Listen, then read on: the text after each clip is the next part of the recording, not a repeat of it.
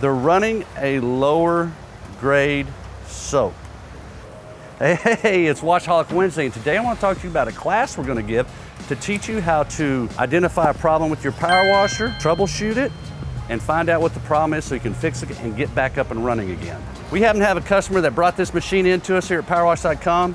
It is running low pressure, and the interesting thing is that we can get high pressure at the unloader and low pressure at the end of the gun. You would think that that would be fine, but it's not.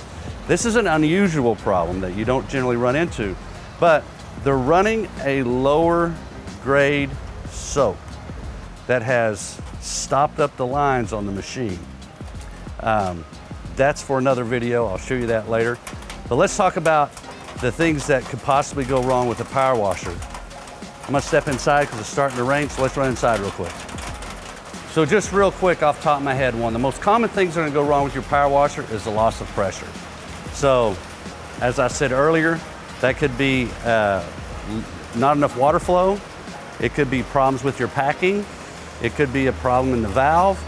And there's different ways that the machine will react when these problems happen.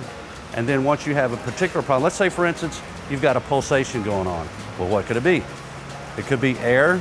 It could be something stuck in your valves. It could be worn out packing, and maybe 2 or 3 other things. But what we're gonna do is we're gonna teach you these things so you can diagnose it yourself out in the field and get a better understanding of how the pump works, why it works the way it is, and why it's so sensitive. I want you to learn these things so you can understand how to take care of it and your staff can take care of it when you're working out in the field. We're gonna do a class at the huge convention, and we're also gonna talk about diaphragm pumps. You know, how they're built inside. A gas-powered diaphragm pump. This is an electric.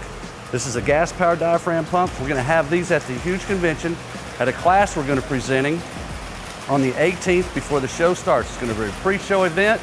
I'm gonna put a link down below so you can sign up for it, and I encourage you to come take it because you're gonna get a much better understanding of how delicate, a lot of people don't realize that these pumps can be. They're not like a drill or a hammer that you can beat to death and it'll keep working. They are sensitive, and you have to take precautions so that they'll work correctly and work for you so you can make money with them.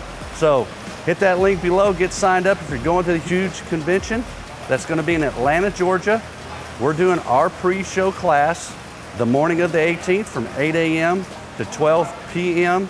Might land a little early for lunch, but we're gonna cover those things for you so you can understand it. We did this once before, had a great turnout, so I encourage you to be there and look forward to seeing you. Take care.